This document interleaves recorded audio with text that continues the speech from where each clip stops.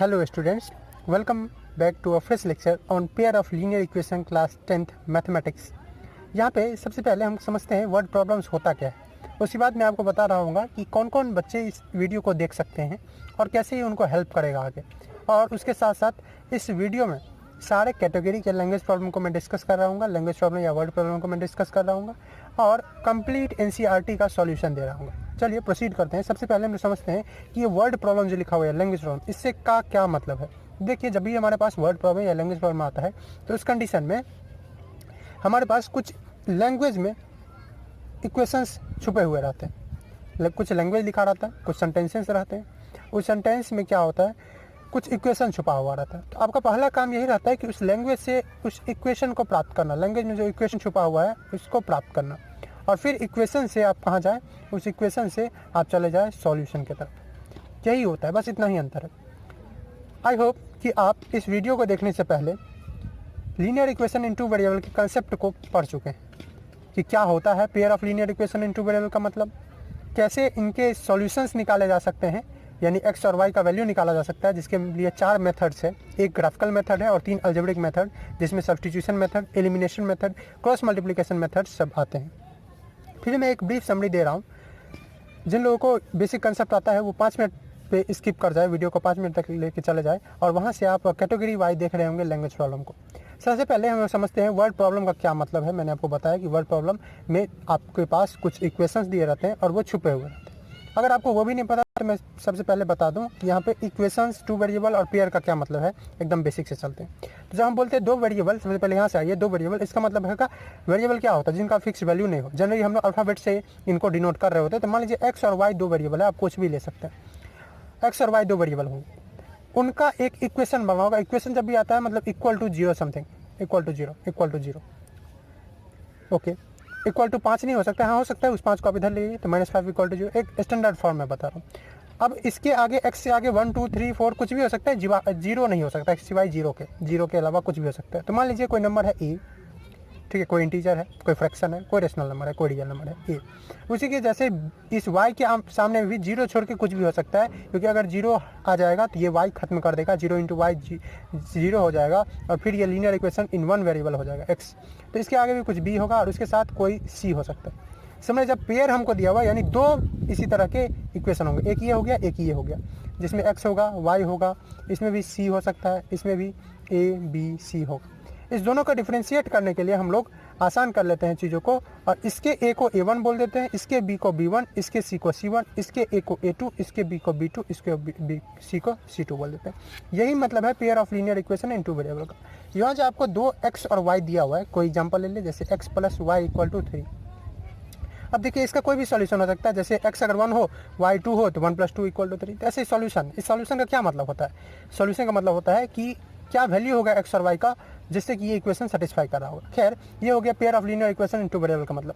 तो ये आपको अगर डायरेक्ट ही दिया जाए तो हमारे पास 3 मेथड होते थे अलजेब्रिक, जिससे हम इनको सॉल्व कर रहे होते थे। Method of solving equations, in equations को। पहला जो हमारा होता था वो कौन होता था, वो होता था हमारा सब्स्टिट्यूशन मेथड, जिसमें क्या होता था कि हम किसी भी इन दोनों इक्वेशन में से किसी में भी x और y का वैल्यू लेते थे और दूसरे इक्वेशन में पुट कर देते थे, जिससे कि हमारा 2 वेरिएबल वाला इक्वेशन एक वेरिएबल में बन जाता था, फिर हम आसानी से उसको सॉल्व कर सकते थे। तो पहला सब्स्टिट्यूशन मेथड होता था। दूसरा होता था elimination method.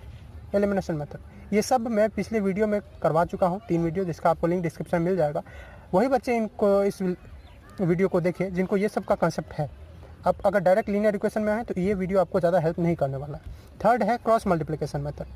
Cross multiplication method, ये 3 मेथड होते थे सॉल्व करने का, और ग्राफिकल तो है ही। इन 3 मेथड से हम लोग सॉल्यूशन निकाल रहे होते थे। ओके, अब इस वीडियो में मैं कैटेगरी वाइज लैंग्वेज प्रॉब्लम को बांट रहा हूँ, ठीक है, और उनका आपको यहाँ से यहाँ तक का रास्ता मैं तय करवा रहा हूँ। मतलब लैंग्वेज से कैसे आपके पास वर्ड प्रॉब्लम रहे, वर्ड में कुछ चीज़ दिया हुआ है तो उस वर्ड प्रॉब्लम से आप इक्वेशन की तरफ कैसे जाए, मतलब ये चीज़ कैसे प्राप्त कर ले। एक बार आपको इक्वेशन प्राप्त हो जाएगा तो आप वहाँ से सॉल्यूशन इन तीनों में से कोई मेथड या ग्राफिकल मेथड से भी आप निकाल सकते हैं। चलिए स्टार्ट करता हूँ। मैं कैटेगरी वाइज डिस्कस करूँगा कि कैसे हम इसको प्राप्त कर रहे होंगे, हम कैसे लैंग्वेज प्रॉब्लम से इक्वेशंस की तरफ जा रहे होंगे, इक्वेशंस प्राप्त कर रहे होंगे। इसमें सबसे पहले जो कैटेगरी में मैं लाऊंगा वो ये है, ये आप टाइप्स के रूप में या कैटेगरी के रूप में पढ़ सकते हैं, किस तरह के कितने टाइप्स की कितने कैटेगरी में लैंग्वेज प्रॉब्लम होते हैं। तो पहला टाइप जो मैं बोलूँगा वो है हमारा price related problem, price related या आइटम एंड प्राइस रिलेटेड आप इसको बोल सकते हैं, प्राइस रिलेटेड प्रॉब्लम। इसमें क्या होगा, अब इसमें आपके पास कुछ आइटम्स दिए होंगे, ठीक है, आप इसको items and price related problem भी बोल सकते हैं, जिसमें पेन हो सकता है, कॉपी हो सकता है, स्केल हो सकता है, कोई फ्रूट हो सकता है, कुछ भी हो सकता है। उसका आपको आइटम्स दिए रहेंगे और बोला जाएगा कुछ आइटम खरीदा गया, उनका प्राइस आप निकालिए। इस तरह के आपके पास कुछ क्वेश्चन रहेंगे। मैं हर कैटेगरी के साथ साथ आपको एक क्वेश्चन भी करके दिखा रहा हूँ। ये वीडियो में NCERT, RD Sharma, RS Agarwal, किसी सिन्हा जैसे बुक्स का हेल्प लिया गया है, तो उनसे भी आपको कुछ क्वेश्चंस देखने को मिल सकते हैं। उसके साथ साथ कंप्लीट NCERT का लैंग्वेज प्रॉब्लम, जिसमें एग्जाम्पल्स और उसके टेक्स्ट क्वेश्चन यानी एक्सरसाइज के क्वेश्चन सभी इसमें शामिल होंगे। उन सभी का सॉल्यूशन मैं कर रहा हूँ। तो सबसे पहले ये पढ़ते हैं कि items and price related problem किस तरह का होगा। आपको स्क्रीन पे NCERT का एक क्वेश्चन दिख रहा होगा। मैं आपको रिकमेंड करूँगा कि आपके पास NCERT बुक आपके सामने वो हो, मेरे पास भी एक है। तो आप पहले उस NCERT बुक को आप खोल लें और शुरू में ही आप देखेंगे कि आपको प्राइस और आइटम रिलेटेड प्रॉब्लम दिख जाएगा। मेरे सामने ये बुक है, आप भी खोल सकते हैं। वैसे आपको स्क्रीन पे एक क्वेश्चन दिख रहा होगा। अब इस क्वेश्चन को अगर आप देखेंगे तो आप एग्जाम्पल 2 को भी वैसे देख सकते हैं। एग्जाम्पल 2 जो है, जिसमें पेज नंबर 42 पे ये दिया है कि Romila went to a stationery shop and purchased 2 pencil and 3 eraser ₹4.9। अब देखिए ये क्वेश्चन आप जहाँ अगर देखेंगे तो आपके पास एक माइंड में आएगा कि अच्छा इसमें रोमिलिया कौन है। ये सब आपको ध्यान में रखने का जरूरत नहीं, रोमिलिया कौन है या क्या है, वो शॉप पे गई क्या करने गई, इस सब का नहीं। आपको बस ध्यान ये रखना है कि खरीदा क्या चीज़ ऐसा है जो हम नहीं जानते हैं। तो इसमें है कि पेंसिल है और इरेजर है। जो रोमिलिया है वो क्या किया है, तो रोमिलिया खरीदी है पेंसिल और इरेजर को। तो क्या कितना खरीदी है, तो यहाँ पे देख सकते हैं कि पेंसिल जो बोला गया हमको क्वेश्चन में, मैं इसका सॉल्यूशन बना रहा हूँ, क्वेश्चन आपको दिख रहा होगा। पेंसिल जो ली है वो पेंसिल 2 पेंसिल परचेज की है और इरेजर जो परचेज की है वो 3 परचेज की है। और इन दोनों को मिल के जो इसको प्राइस देना पड़ा है, दुकान वाले को जो पैसा देना पड़ा है, वो इसको प्राइस देना पड़ा है, इसका प्राइस पड़ा है इसको 9 रुपये रोमिलिया को पड़ा। उसकी दोस्त सोनाली, उसकी दोस्त है एक सोनाली, किसी रोमिलिया की, वो भी इस नए वैरायटी ऑफ पेंसिल और इरेजर को देखे। जब हम लोग बचपन में रहते हैं तो देखते हैं ना, किसी कोई नया चीज़ आया तो हम लोग भी अपने मम्मी पापा को बोलते हैं कि हमको भी ये चीज़ चाहिए, खासकर इरेजर पेंसिल। तो उसकी दूसरी दोस्त जो थी वो भी बोली कि हमको भी ये चीज़ चाहिए। ये सॉल्यूशन है। ओके, सोनाली भी बोली। अब वो बोली, सोनाली जो है वो कितना ली, तो वो पेंसिल 4 ली और इरेजर 6 ली। 4 ली और ये इरेजर 6 ली।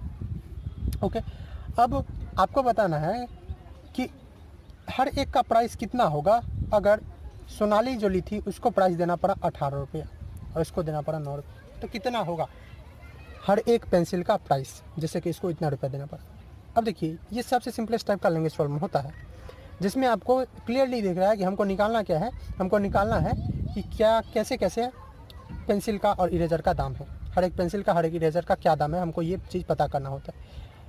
अब यहाँ पे अगर आप NCERT का क्वेश्चन देखेंगे तो इसमें सिंपली दिया है कि रिप्रेजेंट कीजिए इस सॉल्यूशन को अलजेब्रिकली ग्राफ वाले, सिर्फ रिप्रेजेंट करने के लिए दिया है। पर हम थोड़ा आगे और जाएंगे, ठीक है, रिप्रेजेंट करेंगे और उसका मतलब समझेंगे। तो ऐसे क्वेश्चंस में जब भी आपको सॉल्यूशन दिया रहता है तो पहले आपको बोला जाता है कि find the price of each pencil and eraser, हर एक पेंसिल और इरेजर का निकाले। तो उसमें क्लियरली आपको लास्ट लाइन में आपको दिख जाएगा कि आपको निकालना क्या है। वही चीज़ अक्सर हम लोग मानते भी है। तो यहाँ पहला काम हमारा यही होगा कि मान लेंगे late price of 1 pencil x है, 1 पेंसिल एक्स है। जब भी आपको लीनियर इक्वेशन इन 2 वेरिएबल है, उसका मतलब क्या है, 2 वेरिएबल एक्स और वाई, वही एक्स वाई। तो पहले एक तो हो गया कि हमारा भाई सब पेंसिल का जो दाम है वो ₹X है, एक पेंसिल का। अगर 2 पेंसिल होगा तो 2x, 4 पेंसिल होगा तो 4x, ठीक। तो ये हो गया। तो उसी तरह से हम लिख सकते हैं यहाँ पे प्राइस ऑफ, हमको 2 और 4 का काम है तो 2 पेंसिल हो जाएगा 2x और प्राइस ऑफ 4 पेंसिल हो जाएगा कितना, 4x। अब एक बार मान लिया प्राइस ऑफ 1 पेंसिल, उसी तरह से आप प्राइस ऑफ इरेजर मान ले लेट प्राइस ऑफ 1 इरेजर, एक इरेजर का प्राइस जो होगा वो आपको ₹Y पड़ने वाला। एक इरेजर का अगर Y पड़ता है तो उसी तरह से प्राइस ऑफ, समझिए 3 इरेजर जो यहाँ डिस्कशन में, 3 इरेजर का कितना हो जाएगा 3Y और 6 इरेजर का कितना हो जाएगा, सिंपल 6Y हो जाएगा। ओके, अब देखिए जो पैसा दी है रोमिला या सोनाली, तो रोमिला और सोनाली जो पैसा दिया किस चीज़ का, इस दोनों का ना, दोनों का मतलब दोनों चीज़ ली होगी और दोनों का जो पैसा हुआ होगा उसको जोड़ के वो पैसा दी 9 रुपया दी। तो हम लोग वही काम करेंगे। हम लोग को 2 पेंसिल का दाम अभी कितना है, कितना प्राइस है 2x।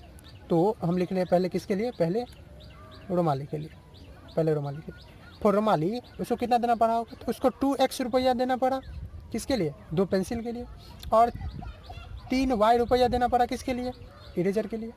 इस दोनों को मिला के हम लोग क्या लिखेंगे, ये दोनों मिला के कितना देना पड़ा, 9 रुपये, तो 9 रुपीज़ लिख देंगे। उसी तरह से सोनाली का अगर देखिए, फॉर सोनाली कितना ली थी, 4 इरेजर ली थी, अच्छा सॉरी हाँ 4 पेंसिल ली थी और 6 इरेजर ली थी।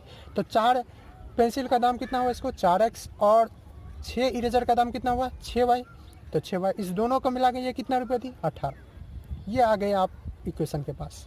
तो आपका जो मेन काम होता है लैंग्वेज रिलेटेड प्रॉब्लम में वो यही रहता है कि आप क्या करें, आपके पास जो लैंग्वेज है वहाँ से आप इक्वेशन की तरफ आ जाए। एक बार आप इक्वेशन के पास आ जाएंगे, आप कोई भी मेथड से आप सॉल्यूशन निकाल सकते हैं। वैसे जो बच्चे जानते हैं अच्छे से लीनियर इक्वेशन 2 वेरिएबल का सभी वीडियो देखे हैं, तो उसमें ये देख रहे होंगे कि ये जो कंडीशन है यहाँ 2 3 9 और इसी का जस्ट डबल है, ये 2 2 जा 4, 3 2 जा 6 और 9 2 जा 18। तो ये किस तरह का केस होता है आप मुझे कमेंट में बताइए, और इसका कितना सॉल्यूशन होगा वो आपको बताइए, ठीक है, क्या सॉल्यूशन होगा, कितना होगा, ये आप हमको बताइए। चलिए एक और क्वेश्चन इसी रिलेटेड देख लेते हैं, और वो एक्सरसाइज का मैं क्वेश्चन ले लेता हूँ, एनसीईआरटी के एक्सरसाइज का। आप एक्सरसाइज 3.1 का क्वेश्चन नंबर 2 देख सकते हैं, वो भी इसी तरह का क्वेश्चन है। तो चलिए उधर चलते हैं, आपको स्क्रीन पे दिख ही रहा होगा वो क्वेश्चन, और आप बुक को भी कोशिश करें कि खोले रहें। अब अगर आप क्वेश्चन नंबर 2 को देखेंगे, पहले पढ़ ले और देखेंगे तो वहाँ दिया हुआ एक कोच है, the coach of cricket team, एक कोच है क्रिकेट टीम का जो कोचिंग देता है, जो पढ़ाता है, जो उनको ट्रेन करवाता है, ट्रेनर, वो क्या खरीद रहा है, बैट और बॉल खरीद रहा है। मैंने बोला ना कोई आइटम होगा, कोच के लिए बैट बॉल हो गया, कोई बच्चे थे सोनाली और रुमाली उसके लिए पेंसिल इरेजर हो गया, किसी के लिए बुक हो सकता है, किसी के लिए एप्पल हो सकता है, फ्रूट हो सकता है, कोई भी अम्ब्रेला हो सकता है, कुछ भी हो सकता है। तो खैर हम लोग क्वेश्चन पे ध्यान देते हैं, इस वाले पे क्वेश्चन 2 पे, कि एक कोच है क्रिकेट टीम का, वो 3 बैट और 6 बॉल खरीदता है। यानी हमारा कोच बैट खरीदता है, बैट कितना खरीदता है, 3 बैट्स, और क्या करता है, हमको जो चीज़ दिया रहेगा पहला काम रहेगा हम एक्सट्रैक्ट करके बाहर लिखेंगे। 3 बैट खरीदता है, 3 बैट्स, और बॉल कितना खरीदता है, तो बॉल्स खरीदता है 6 बॉल्स, और इस दोनों को मिला के 3 बैट और 6 बॉल जो वो खरीदता है उसका पैसा देना पड़ेगा। तो इसको प्राइस जो देना पड़ता है, इसका कॉस्ट जो पड़ता है, इसको वो पड़ता है 3900 रुपीज़, इतना रुपया इसको देना पड़ता है दोनों को मिला के। फिर बाद में जो कोच है वो 3 बॉल और 1 बैट बाद में और ख़रीदती है, ठीक है, सी बाइज है, लड़की है, तो वो कोच जो है वो क्या करती है, यहाँ पर सिंपली लिखा हुआ है C buys another bat. Another bat करने का मतलब 1 बैट, ठीक है, बाद में, ये पहले खरीदी और लेटर, पहले अर्ली में, ये आपको लिखने का जरूरत नहीं है, अर्लियर पहले क्या खरीदी थी, पहले 3 बैट और 6 बॉल खरीदी थी, और बाद में फिर से क्या खरीदी, बाद में ये जो बैट खरीदी वो बैट 1 खरीदी, और बॉल जो खरीदी वो कितना खरीदी, तो बॉल्स फिर से ये 3 और बॉल खरीदी। फिर से हमारा काम क्या होगा, यहाँ पे हमें खोजना है कौन कौन चीज़ का हमको दाम नहीं पता है, वैसे लिखा भी वहाँ पे, इस सिचुएशन को अलजेब्रिकली और ज्योमेट्रिकली कीजिए। हम लोग थोड़ा सा और चलते हैं, क्या क्या करें हम। अच्छा खैर, इसका प्राइस इसको कितना पड़ गया, बाद में इसको देना पड़ा 1300 रुपीज़, ये इसको देना पड़ा। ओके, अब इसको कैसे हम लिखेंगे, तो फिर से जो चीज़ हमको नहीं पता है, किसका, बैट का और बॉल का, हमको प्राइस नहीं पता एक का, तो वो हम लिख लेंगे। तो late price of 1 bat, one bat का प्राइस हो गया x रुपीज़। तो एक का अगर x रुपीज़ होगा तो हमको कितना, 3 और 1 बैट का चाहिए, तो उसी तरह से प्राइस ऑफ 3 बैट्स, 3 बैट्स का, 3 बल्ले का दाम कितना हो जाएगा, 3x, ठीक है, और 1 बैट का हम लोग जानते हैं x या 1x। ओके, मान लेते हैं उसी तरह से लेट प्राइस ऑफ 1 बॉल, एक बॉल का प्राइस जो है वो है y रुपीज़। तो प्राइस ऑफ 6 बॉल कितना हो जाएगा, तो 6 बॉल्स का हो जाएगा सिंपली, 1 का y रुपया है तो 6 का 6y हो जाएगा, ठीक है, 2 का 2y, 3 का 3y, 4 का 4y, 6 का 6y। प्राइस ऑफ 3 बॉल्स, उसी तरह से 3 बॉल्स का कितना हो जाएगा, तो वो हो जाएगा 3y। अब चलिए हम लोग आते हैं वापस। अब क्या दिया हुआ था, क्वेश्चन दिया हुआ था कि वैसे तो यहाँ पे देखेंगे तो आपको अलजेब्रिकली और ज्योमेट्रिकली रिप्रेजेंट करना है, पर मान लीजिए सॉल्यूशन निकालना है, तो कैसे निकालेंगे। तो पहले हम यहाँ से वर्ड से जाएंगे, कहाँ, वर्ड से जाएंगे हम लोग इक्वेशन की तरफ। इक्वेशन कैसे बनाएंगे, तो फिर से ध्यान दीजिए, 1 बैट का अभी देखें x रुपया है, और 3 बैट का तो 3x हो जाएगा, पहले जो वो कोच खरीदी थी। उसी तरह से बॉल जो है पहले वो 6 ली, बाद में और ली, ठीक है, 3 ली। तो पहले हम लोग देख लेते हैं अर्ली वाला कंडीशन में, तो उसको 3x रुपया पड़ा किसके लिए, 3 बैट के लिए, 6y रुपया पड़ा किसके लिए, 6 बॉल के लिए, और इस दोनों को मिला के ये कितना रुपया दी, 3900 रुपीज़, ठीक है। पहले तो ये हो गया हमारा एक, पर पेयर बनाना है तो पेयर यहाँ से बन जाएगा, तभी तो pair of linear equation into bat बोल रहे हैं। यहाँ एक बैट ली तो एक बैट का सिर्फ x रुपया, आप 1x भी लिख सकते हैं। और 3 बॉल का कितना हो जाएगा 3y, इसको कितना देना पड़ा 1300 रुपीज़ देना पड़ा। यह आपके पास बन गया 2 इक्वेशन। अब इस 2 इक्वेशन से आप किधर जा सकते हैं, सॉल्यूशन की तरफ जा सकते हैं, आप सॉल्यूशन बना सकते हैं। क्वेश्चन नंबर 3 सिमिलर है एक्सरसाइज 3.1 का, मैं क्वेश्चन भी बताते जाऊँगा। 3.1 भी सिमिलर है क्वेश्चन नंबर 3। यहाँ पे भी दिया है the cost of 2 kg apples and 1 kg grapes on a day was found to be 160। मतलब यहाँ पे कोई आदमी है या नहीं भी है, एप्पल का दाम पूछा, एप्पल का दाम उसको बताया कितना, कि एप्पल आप हर 1 kg का नहीं बताया, बोला कि आप अगर 2 kg एप्पल लोगे और उसके साथ साथ 1 kg ग्रेप्स लोगे, 1 kg ग्रेप्स लोगे, 1 किलोग्राम ग्रेप्स लोगे, तो आपको इस दोनों को मिला के मैं कितना ले रहा हूँ, चार्ज रुपीज़ 160 रुपये में ले रहा हूँ। आपको ये नहीं बताया कि 1 kg एप्पल का दाम कितना है, 1 kg ग्रेप्स का दाम कितना है, ये आप पता कीजिए, आपका काम है। ओके, उसी तरह से बोल रहा है कि आफ्टर अ मंथ, 1 महीने बाद, सिर्फ 1 महीने की बात है, यही 4 kg एप्पल का दाम, 4 kg एप्पल का दाम, एप्पल जो 4 kg है और उसके साथ साथ 2 kg ग्रेप्स, इसको देना पड़ा, वो आदमी को देना पड़ा कितना रुपया, वो आदमी को देना पड़ा टोटल 300 रुपया। तो आपको क्या करना है, फिर से इक्वेशन के फॉर्म में बताना है। अब आप जल्दी से कर लेंगे क्या, मैं थोड़ा सा स्पीड में बढ़ रहा हूँ। हम लोग पहला क्या हम करेंगे, क्या वेरिएबल है, एप्पल और ग्रेप्स, हर kg का दाम नहीं पता है, तो हम लोग मान लेंगे लेट प्राइस ऑफ 1 kg, या 1 एप्पल का नहीं बोलेंगे, 1 kg का, क्योंकि नंबर में नहीं दिया हुआ कि 10 एप्पल खरीदा, 12 एप्पल खरीदा, kg के हिसाब से दिया है। तो 1 kg एप्पल का मान लेंगे, 1 kg एप्पल का मान लेंगे x रुपये, ठीक है। तो उसी हिसाब से 2 kg का हो जाएगा 2x, 4 kg का 4x, ठीक है। अब डायरेक्टली हम लोग लिख सकते हैं। उसी तरह से प्राइस ऑफ 1 kg ग्रेप्स का हम लोग मान लेंगे, 1 kg ग्रेप्स का मान लेंगे y रुपीज़। तो पहले वाले के हिसाब से 1 महीने पहले का बात करें, जो वहाँ पे क्वेश्चन में दिया हुआ कि 2 kg अगर कोई एप्पल लेता हो, 1 kg ग्रेप्स लेता तो उसको 160 रुपये पड़ेगा। तो ठीक हम लोग मिला लेते हैं। 2 kg एप्पल का पड़ा 2x रुपया, 1 kg ग्रेप्स का पड़ा y रुपया, तो 2x + y इसको देना पड़ा 160 रुपये, दोनों को मिला के। 1 महीने अगर बाद कोई लेता है, अगर 4 kg तो 4x और 2 kg ग्रेप्स यानी 2y, तो उसको देना पड़ा 300 रुपये। ये बन गया हमारा इक्वेशन तैयार। एक बार इक्वेशन तैयार हो जाता है तब हम लोग क्या कर सकते हैं, तब हम लोग इससे सॉल्यूशन निकाल सकते हैं आसानी से। तो ये हो गया आपका इक्वेशंस बन गया। अब यहाँ से सॉल्यूशन निकालना बहुत ईजी है, आप कोई भी मेथड निकाल सकते हैं। ओके, चलिए थोड़ा और आगे चलते हैं हम लोग और देखते हैं कि कुछ और एनसीईआरटी के क्वेश्चन जो प्राइस से रिलेटेड हो। ओके, अब एनसीईआरटी का एग्जाम्पल 9 देख सकते हैं। तो वही जो एग्जाम्पल 2 था उसका सॉल्यूशन करके यहाँ पे दिखाया हुआ है कि कैसे इसका इनफाइनाइट सॉल्यूशन होगा, जिसका मैंने बोला था वो कमेंट करने के लिए। ओके, अब एक्सरसाइज 3.3 अगर आप देखिएगा तो एक्सरसाइज 3.3 में फर्दर एक क्वेश्चन है। आपको क्वेश्चन नंबर 3 का क्वेश्चन 3 सिमिलर कोच वाला क्वेश्चन है, कोई ज़्यादा अंतर नहीं है। यहाँ बोला है कि कोच है, वही क्रिकेट टीम की कोच है, उसने अपने क्रिकेट टीम के लिए 7 बैट लिया और 6 बॉल लिया, और इसके लिए इनको रुपया कितना देना पड़ा, कितना प्राइस देना पड़ा, इनको जो कॉस्ट लगा वो लगा 3800 रुपये।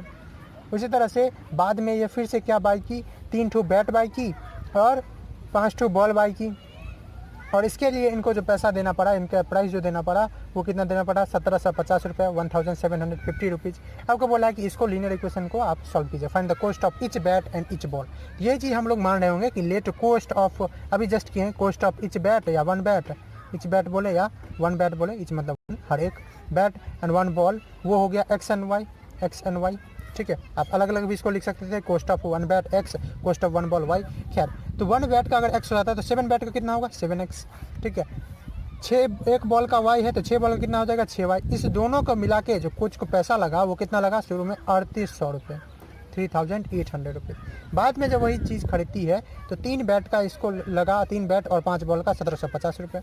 तो 1 बैट का अगर x है तो 3 बैट का कितना हो जाएगा 3x। 1 बॉल का अगर y है तो 5 बॉल्स के कितने हो जाएंगे, ठीक है 5y। इस दोनों को मिला के कितना इसको देना पड़ा 1750 रुपये। ये आपके पास बन गया 2 इक्वेशन। इस 2 इक्वेशन से आप क्या कर सकते हैं, फर्दर आप सॉल्यूशंस निकाल सकते हैं। आई होप कि आपको ये चीज़ क्लियर हो गया होगा। आई होप कि आपको प्राइस से रिलेटेड में अब